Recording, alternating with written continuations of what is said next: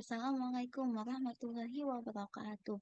Saya Intan Syafitri dengan NIM 025 akan mempresentasikan UAS yang sudah saya kerjakan. Jadi yang pertama adalah soal pemahaman IRD. Konteksnya itu, Jakarta Books adalah sebuah perpustakaan online yang menyediakan buku, majalah, jurnal, dan artikel. Mereka ingin membuat sistem yang efisien untuk mengelola inventarisnya, transaksi peminjamannya, dan anggota perpustakaannya. Jakarta Books memiliki beberapa cabang di seluruh kota dan setiap cabang memiliki inventaris sendiri. Nah, kita disuruh untuk membuat IRD yang kompleks berdasarkan skenario di atas dengan syarat-syaratnya. Jadi, berikut IRD yang sudah saya bikin. Di sini, pertama kita mulai dari pojok kiri atas. Jadi, di sini ada entitas anggota yang terdiri dari ID anggota, tanggal terdaftar, ID cabang, nama anggota, alamat anggota, dan nomor telepon.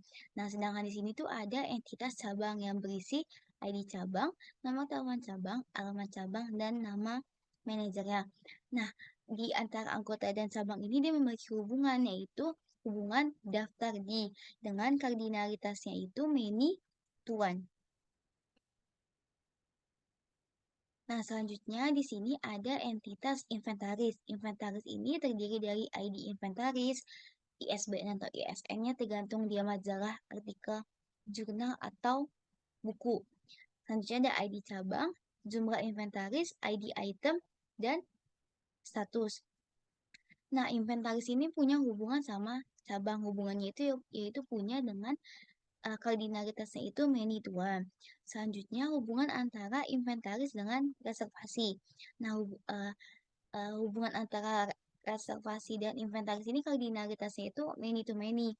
Jadi kita perlu untuk membuat entitas tambahan. Misalkan di sini kita buat entitas tambahannya itu uh, list reservasi. Nah, berarti di sini kan kita punya hubungan baru kan antara reservasi dengan list reservasi, hubungannya itu detail. Nah, hubungan reservasi list dan list reservasi ini kardinalitasnya itu one to many. Nah, sedangkan untuk list reservasi dan inventaris juga punya hubungan yaitu melibatkan. Nah, kardinalitasnya itu juga one to many. Selanjutnya, hubungan antara inventaris dan transaksi peminjaman. Nah, kan di syarat itu diketahui kan kalau anggota boleh meminjam lebih dari satu buku. Jadi hubungan antara inventaris dengan transaksi peminjaman ini kardinalitasnya itu many to many. Jadi kita perlu untuk membuat entitas yang baru. Nah, kita misalkan kita buat entitas yang barunya itu adalah list pinjam. Yang isinya itu ada ID list pinjam, ID pinjam, ID inventaris, dan juga status pinjam. Nah, jadi di sini kan kita punya hubungan baru ya, transaksi peminjaman dengan list peminjaman. Nah, hubungannya itu adalah detail. Nah, hubungan antara transaksi peminjaman dengan list peminjaman adalah one to many. Sedangkan hubungan antara list peminjaman dengan inventaris kan melibatkan kardinalitasnya itu adalah many to one. Selanjutnya, kita akan melihat di sini ada entitas anggota dan entitas transaksi peminjaman. Nah, hubungan dari keduanya ini adalah melakukan dengan kardinalitasnya itu yaitu kardinalitasnya one to many karena anggota dapat melakukan banyak transaksi peminjaman, tetapi transaksi peminjaman itu hanya untuk satu anggota saja. Nah, berarti di sini sudah clear, kita pindah ke sebelah kanan. Nah, sebelah kanan ini ada isi-isi dari Jakarta Bookstore-nya, misalkan ada buku, majalah, jurnal, dan artikel. Pertama kita akan bahas dulu yang buku. Jadi hubungan antara inventaris dengan buku yaitu hubungannya dengan memuat dengan kardinalitasnya itu adalah many to one. Karena setiap buku memiliki setiap buku memiliki banyak inventaris, tetapi inventaris hanya memuat satu buku saja. Nah, di buku ini dalamnya ada judul, ISBN, ID, item, kategori, dan tahun terbit. Selanjutnya adalah hubungan antara inventaris dengan majalah. Hubungannya adalah memuat sama kayak buku tadi, dan kardinalitasnya itu adalah many to one. Karena setiap majalah bisa memuat banyak inventaris, sedangkan inventaris itu hanya bisa memuat satu majalah saja. Nah, yang untuk yang jurnal juga sama, dia hubungannya adalah memuat dan kardinalitasnya adalah many to one. Dan yang artikel juga sama, hubungannya memuat dan kardinalitasnya adalah many to one. Nah, di sini ada entitas nih, yaitu entitas penulis yang isinya ada ID penulis, nama penulis, alamat penulis, dan nama telepon penulis. Nah, hubungan antara penulis dan majalah ini yaitu many to one uh, karena maja karena banyak majalah bisa ditulis karena penulis bisa menulis banyak banyak majalah, tapi majalah hanya bisa ditulis oleh satu penulis. Nah, kan isyarat juga diketahui kan kalau diminta kalau buku bisa ditulis oleh lebih dari satu penulis, maka kita bisa berarti kan kardinalitasnya many to many. Jadi kita bisa buat nih entitas baru, misalkan kita buat penulis buku, isinya ada ID penulis, ID item, dan kontribusi penulis. Nah, di sini tuh buku memiliki hubungan dengan penulis buku dengan hubungannya itu ditulis dan uh, dan kardinalitasnya itu one to many. Selanjutnya, ini adalah atribut kunci dari yang IRD sebelumnya. Jadi tabel anggota itu, ini tabel anggota, PK-nya itu ID anggota, dan FK-nya itu ID cabang. Sedangkan untuk tabel cabang, PK-nya ID cabang, tabel inventaris itu PK-nya ID inventaris, ID cabang dan ID item merupakan FK, tabel transaksi peminjaman PK-nya itu adalah ID peminjaman, FK-nya itu ID anggota dan ID item, dan seterusnya. Selanjutnya adalah hubungan antar entitas.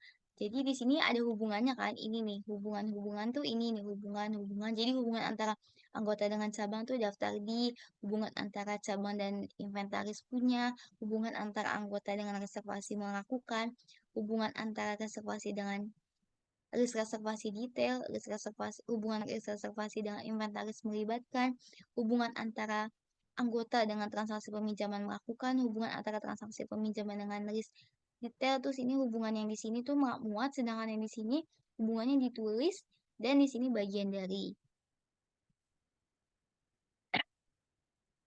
Selanjutnya adalah masuk ke soal pemahaman normalisasi.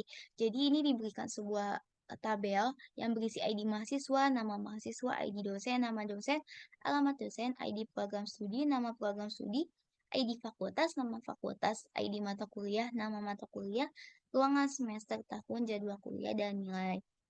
Nah, di sini kita disuruh normalisasikan nih, habis itu kita buat kita representasikan seluruh datanya, terus kita buat implementasi DDL SQL-nya. Jadi, yang di tabel tadi itu dia ternyata udah dalam bentuk 1NF. Yang dimana 1NF itu dikatakan 1NF karena setiap sel dalam tabel harus berisi satu nilai atomik. Ini berarti bahwa tidak ada nilai yang memiliki lebih dari satu komponen. Jadi, ibaratnya satu baris itu cuma punya satu nama gitu lah. Nah, ini yang saya warnai ungu ini adalah composite key-nya. Jadi composite key-nya itu ada ID mahasiswa, ID dosen, dan ID mata kuliah. Selanjutnya, setelah dilakukan 1NF, kan kita bisa lanjut ke step selanjutnya, yaitu normalisasi 2NF. Nah, normalisasi 2NF ini syaratnya kita harus melakukan 1NF dulu dan tidak adanya functional dependency pada primary key dalam sebuah tabel. Jadi, ini tabel-tabel ini tabel yang dari 1NV ini kita bagi sesuai primary key-nya masing-masing. Di sini saya bagi menjadi 4 tabel. Yang pertama ada tabel mahasiswa, terdiri dari ID mahasiswa, nama mahasiswa, ID program studi, nama program studi, ID fakultas, nama fakultas, dan semester. Yang kedua ada tabel dosen. Ini ID dosen, nama dosen, dan alamat dosen. Yang ketiga ada tabel mata kuliah. Isinya itu ada ID mata kuliah dan nama mata kuliah. Dan yang terakhir itu ada tabel jadwal atau biasa disebut tabel kuliah boleh juga. Isinya adalah ID mahasiswa, ID dosen, ID mata kuliah, ruangan, jadwal kuliah, nilai, dan tahun. Jadi 4 tabel itu dikatakan dikatakan 2NF karena dia itu pertama sudah satu NF dan juga tidak adanya functional dependency kepada primary key dalam sebuah tabel. Setelah dilakukan 2NF kita lanjut ke 3NF. Jadi 3NF ini dikatakan 3NF karena apabila sudah memenuhi 2NF dan juga tidak ada partial transitive dependency dalam sebuah tabel. Jadi di 3NF ini nggak boleh ada yang A maka B, B maka C itu nggak boleh. Jadi itu harus dipisah sesuai tabelnya masing-masing. Di sini saya bagi menjadi 7 tabel. Ada tabel mahasiswa ini yang tadi kan ini saya ilangin. Uh, Nama program studinya dipisah. Terus yang ini ID program studi ini diambil dari tabel mahasiswa kan. Selanjutnya ini tabel fakultas juga diambil dari tabel mahasiswa. Ini tabel dosen tetap tidak ada perubahan karena dia sudah 3NF. Selanjutnya ada tabel mata kuliah. Ini tabel mata kuliah isinya ada ID mata kuliah dan nama mata kuliah. Tabel nilai ini dilihat dari ID mahasiswa, ID jadwal, dan nilai. Yang terakhir itu ada tabel jadwal isinya ID jadwal, ID mahasiswa, ID dosen, ID mata kuliah, ruangan, jadwal kuliah, dan tahun. Jadi 7 tabel di atas itu sudah dikatakan 3NF karena pertama dia sudah 2NF dan dia juga tidak ada partial transitive dependency dalam sebuah tabelnya. Nah, selanjutnya tuh ada normalisasi 4NF, BCNF, tapi karena ini tuh sudah ada di final normalisasi, jadi proses normalisasi sudah cukup sampai 3NF aja. Jadi di sini ketahui tabel mahasiswa dari tabel mahasiswa PK-nya itu ID mahasiswa dan tipe datanya itu integer. Terus kalau nama mahasiswa tuh tipe datanya varchar dan semester itu tipe datanya integral dan tabel mahasiswa tuh FK-nya ada dua. Yang pertama ID program studi tipe datanya varchar, ID fakultas tipe datanya varchar. Terus tabel program studi itu PK-nya ID program studi tipe datanya varchar, nama program studi varchar. Tabel fakultas PK-nya ID fakultas tipe datanya varchar. Tabel dosen PK-nya itu ID dosen tipe datanya varchar. Terus habis itu tabel mata kuliah PK-nya ID mata kuliah tipe datanya varchar. Tabel nilai PK dan FK-nya ada dua, ID mahasiswa dan ID jadwal, dan keduanya itu tipe datanya sama-sama varchar. Nah, selanjutnya tabel jadwal PK-nya itu ada ID jadwal, tipe datanya integer, FK-nya itu ada 3, ID mahasiswa, tipe datanya integer, ID dosen, tipe datanya varchar, dan ID mata kuliah, tipe datanya varchar juga.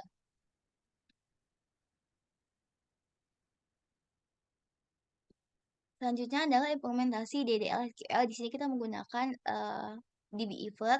Jadi yang pertama itu kita buat tabel dulu kita buat tabel DBEaver seperti yang ada di gambar ini.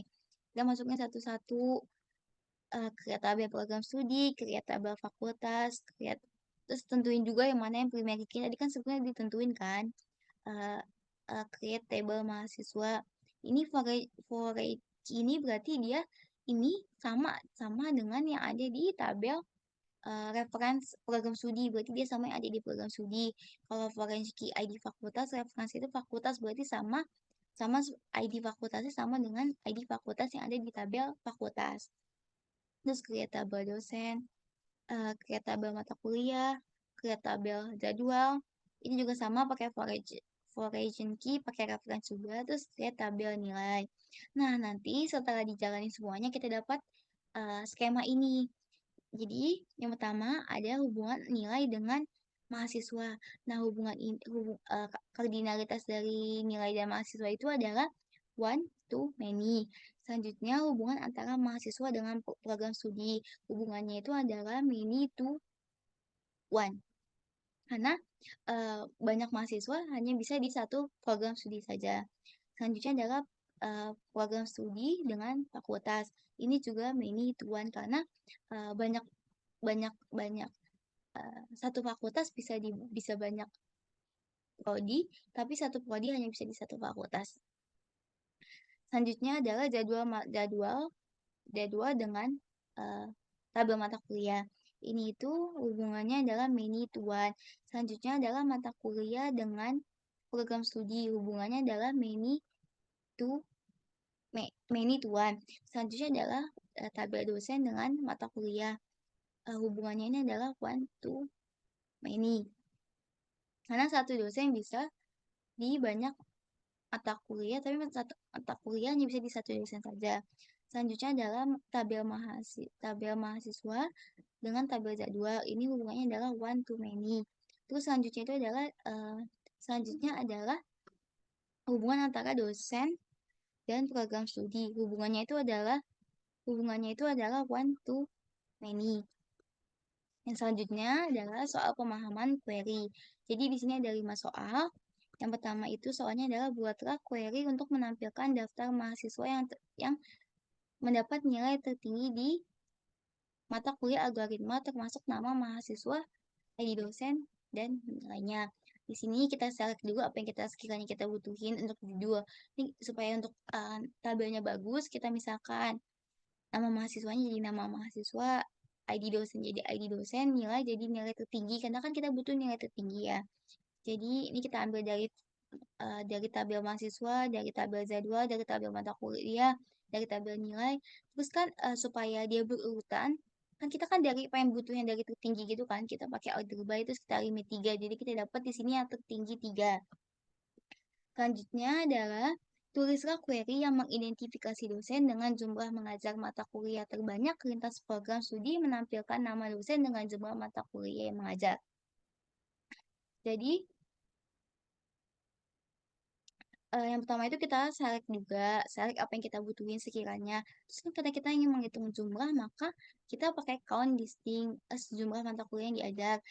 Ambil dari tabel dosen, ambil dari tabel jadwal, kita group by, terus kita order by, kita count semuanya supaya dapat jumlah dari banyaknya yang mengajar tiap-tiap dosen. Selanjutnya, yang nomor 3, buatlah query yang membandingkan kata-kata nilai mahasiswa antara program studi, menampilkan nama program studi, dan kata-kata nilai mahasiswa di fakultas tersebut. Kita pilih juga apa yang kita butuhin, terus kita butuh kata-kata, jadi kita pakai fungsi average, kita buat sebagai kata-kata nilai mahasiswa. Terus yang kita ambil dari program studi, dari tabel mahasiswa, dari tabel nilai juga, kita baik dan kita order by pakai kata-kata nilainya. Jadi didapat rata-rata dari kata-kata nilai mahasiswa tiap program studi. Selanjutnya adalah buatlah query yang membandingkan kata-kata nilai mahasiswa antar fakultas, menampilkan nama fakultasnya dan kata-kata nilai mahasiswa di fakultas tersebut. Lagi dan lagi kita kan butuh rata-rata, jadi kita pakai fungsi average, kata-kata nilai mahasiswa. Kita ambil dari tabel fakultas, ambil dari tabel mahasiswa, ambil dari tabel nilai, terus kita order by, jadi kita dapat di sini rata-rata nilai-nilai dari fakultas-fakultas. Dan yang terakhir itu adalah tulislah query yang membandingkan kata-kata nilai mahasiswa di semua mata kuliah yang diajar oleh masing-masing dosen. Tampilkan nama dosen, mata kuliah yang diajar, dan kata-kata nilai mahasiswa dalam mata kuliah tersebut. Kita select apa yang kita butuhin. Kan kita butuh nama dosen, butuh mata kuliah, sama butuh rata-rata kan. Jadi kita pakai fungsi average lagi. Terus kita ambil dari tabel dosen, ambil dari tabel jadwal, ambil dari tabel mata kuliah, ambil dari tabel nilai, terus kita order. Jadi ini dapat nama dosen, nama mata kuliah, dan rata-rata nilai mahasiswanya. Sekian yang dapat saya sampaikan. Wassalamualaikum warahmatullahi wabarakatuh.